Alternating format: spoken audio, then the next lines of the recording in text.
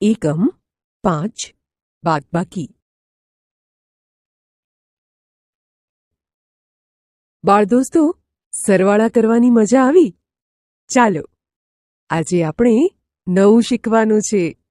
તે છે બાદબાકી. લઈ લો, આ ચિત્ર જુઓ. આ છોકરીના હાથમાં કેટલા ફૂલ છે? 1, 2, 3, 4 અને 5. 5 ફૂલ છે. તેની બહેનપણી 5 ફૂલમાંથી આ 1 અને 2 ફૂલ લઈ લે છે. હવે જુઓ, આ છોકરી પાસે કેટલા ફૂલ વધ્યા? 1, 2 અને 3. 5માંથી 2 લઈ લો તો 3 વધે. અહીં કેટલા પાંદડા છે? 1, 2, 3 અને 4. 4 પાંદડા છે. 4 પાંદડામાંથી 2 પાંદડા કાઢી લઈએ તો કેટલા પાંદડા વધે? 4 હોય એમાંથી 1 અને આ 2 કાઢી લઈએ તો 2 વધે. જુઓ, 2 પાંદડા વધ્યા છે ને? આ 2 ને ખાનામાં લખીશું. અહીં ફૂલ આપ્યા છે. એ કેટલા છે? 1, 2, 3 અને 4. 4 ફૂલ છે. તેમાંથી કેટલા લઈ લેવાના છે? 1, 2 અને 3. 3 લઈ લેવાના છે. સાથે સાથે ખાનામાં લખતા પણ જઈએ. આ 1, 2 અને 3 લઈ લીધા અને અહીં મૂકી દીધા. જુઓ, અહીં કેટલા વધ્યા? 1 વધ્યું છે. 1 ફૂલ નીચે 1 લખી દો. આ છોકરાના હાથમાં રહેલી રંગીન પેન્સિલ અહીં લખવાની છે. કેટલી છે? 1, 2 અને 3 છે. 3 પેન્સિલમાંથી 1 પેન્સિલ તે બહેનને આપી દે છે. પહેલા ખાનામાં કેટલા લખશો? ખૂબ સરસ, 3 લખો. બીજા ખાનામાં 1 લખો. 3 પેન્સિલમાંથી 1 પેન્સિલ લઈ લો તો કેટલી વધે? 2. સરસ, 2 ને ખાનામાં લખી દઈએ. બાદબાકી. દોસ્તો, આમ અમુક વસ્તુમાંથી કે અમુક સંખ્યામાંથી અમુક સંખ્યા કાઢી લેવી, લઈ લેવી કે ઓછી કરવી, એને બાદબાકી કહેવાય છે. ચાલો, એવી કેટલીક બાદબાકી જોઈએ. જેમ સરવાળા માટે એક આડી અને એક ઊભી નિશાની વપરાય છે, તેમ ઓછા કે બાદબાકી માટે આડી લીટીની નિશાની વપરાય છે. હવે અહીં આપેલા 6 જગમાંથી કેટલા ફૂટી ગયા છે? 1, 2, 3 અને 4. 4 જગ ફૂટી ગયા છે. એટલે ત્યાં 4 લખ્યા છે. અને હવે સારા એટલે ફૂટ્યા વગરના કેટલા જગ છે? 1 અને 2. 2 જગ ફૂટ્યા વગરના છે. એટલે કે 6 માંથી 4 ઓછા કરીએ તો 2 વધે. આને આમ પણ કહેવાય 6 ઓછા 4 બરાબર 2. અને હવે આવ્યા દેડકજી. કેટલા દેડકજી કાંઠે બેઠા છે? 1, 2, 3, 4 અને 5. તેથી તેની નીચે 5 લખ્યા છે. પછી 5 દેડકામાંથી 2 દેડકા પાણીમાં જતા રહ્યા. એટલે અહીં લખ્યા 2. હવે કાંઠા ઉપર કેટલા દેડકા બાકી રહ્યા? બરાબર, 3 દેડકા બાકી રહ્યા. એટલે કે 5 ઓછા 2 બરાબર 3. અહીં પાન નીચે કેટલી સંખ્યા આપી છે? ઓળખો છો? 9 આપ્યા છે. તો દોસ્તો ઉપર પાન કેટલા હશે? હા, સાચું છે. પાન 9 છે. આપેલા પાનમાંથી 4 પાન ખરતા બતાવ્યા છે. એટલે કે 9 ઓછા 4 બરાબર. આ વધેલા પાન ગણી લઈએ એટલે ખબર પડી જાય. ચાલો ગણીએ. 1, 2, 3, 4 અને 5. 9 ઓછા 4 બરાબર 5. કેરીની આ ટોપલીમાં 5 કેરીઓ છે. છોકરીએ 1 કેરી ખાધી તો ટોપલીમાં કેટલી કેરી બાકી રહેશે? 4. બહુ જ સરસ. એટલે કે 5 ઓછા 1 બરાબર 4. બાળ દોસ્તો, આપણે ચિત્રોની મદદથી બાદબાકી કરી. હવે વસ્તુની મદદથી આડી રીતે અને ઊભી રીતે બાદબાકી કરવાની છે. તમને સમજાય એથી અહીં એક બાદબાકી કરીને બતાવી છે. જુઓ, અહીં 1, 2, 3, 4 અને 5 લખોટી મૂકી છે. તેની સામે 5 ઓછા 4 બરાબર 1 લખી બતાવ્યું છે. એટલે કે 5 માંથી 4 ઓછા કરવાના છે. આથી 5 લખોટીમાંથી 4 લખોટી પર ચોકડી મારી ઓછી કરી દીધી છે. ચોકડી વગરની લખોટી કેટલી છે? બહુ જ સરસ, 1. જુઓ, અહીં 1 લખ્યો જ છે. આ આપણે આડી રીતે બાદબાકી કરી. તેની બાજુમાં એ જ બાદબાકી ઊભી રીતે કરી બતાવી છે. એમાં પહેલા જેમાંથી બાદ કરવાના છે એ સંખ્યા લખવાની. એટલે 5 લખ્યા છે. પછી આડી લીટી એટલે કે બાદબાકીની નિશાની કરવાની અને પછી જે સંખ્યા બાદ કરવાની છે એ લખવાની. બાદ કરવાની સંખ્યા 4 લખેલી છે. દોસ્તો યાદ રાખજો, આડી લીટી એ બાદબાકીની નિશાની છે.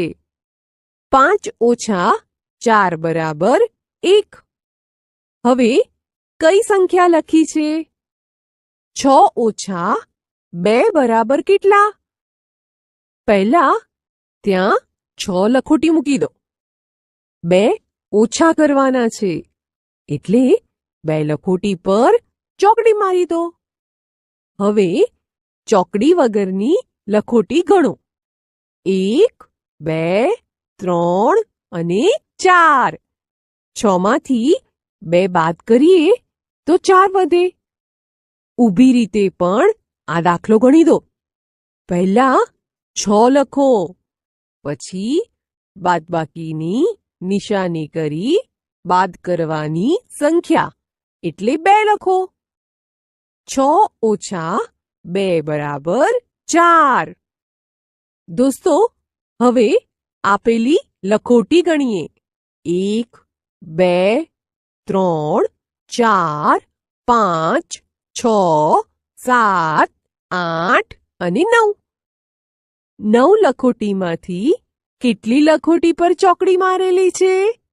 સાચું, 1, 2, 3, 4 અને 5. 5 લખોટી પર ચોકડી મારેલી છે. એટલે 9 માંથી 5 ઓછા કરવાના છે. જવાબ મેળવવા શું કરીશું? સરસ! ચોકડી માર્યા વગરની લખોટી ગણીએ. 1, 2, 3 અને 4. 9 ઓછા 5 બરાબર 4. ઊભી રીતે પણ આ દાખલો ગણી દો. પહેલા 9 લખો, ઓછાની નિશાની કરી 5 લખો. 9 ઓછા 5 બરાબર 4. બાદબાકી કરો અને જોડો. દોસ્તો અહીં બંને બાજુ બાદબાકી આપી છે. અને વચ્ચે તેના જવાબ આપ્યા છે. એક જવાબ સાથે 2 બાદબાકી જોડાશે. જુઓ, અહીં 4 ઓછા 2 ને તીર વડે તેના જવાબ 2 સાથે જોડ્યા છે. અને આ બાજુ એવી એક બાદબાકી છે જેનો જવાબ પણ 2 આવે છે. આ 5 ઓછા 3. જુઓ, આ 5 બટનમાંથી 1, 2, 3 બટન ઓછા કરીએ તો 2 વધે. એટલે 5 ઓછા 3 ને પણ અહીં 2 સાથે જોડી દઈએ. પછી 7 ઓછા 2 આપ્યા છે. જુઓ, આ 7 બટનમાંથી 1 અને 2 બટન ઓછા કરીએ તો 1, 2, 3, 4 અને 5. 5 વધે. ચાલો એને 5 સાથે જોડી દઈએ. હવે આ બાજુ 8 ઓછા 3 કરીએ. આ 8 બટનમાંથી 3 બાદ કરી દઈએ તો 1, 2, 3, 4 અને 5 વધે. આ બાદબાકીને પણ 5 સાથે જોડો.